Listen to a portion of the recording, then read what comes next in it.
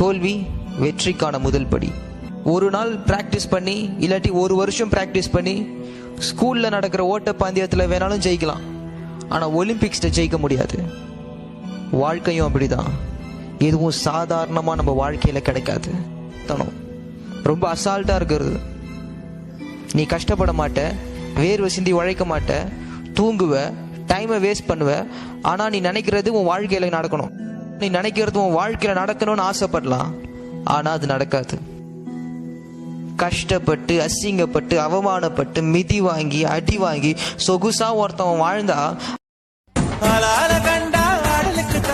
வணக்கங்க என்ன ஆட்டி வச்ச வணக்கங்க. என் காலுக்கு சலங்கையிட்ட உன் காலடிக்கு முதல் வணக்கம்.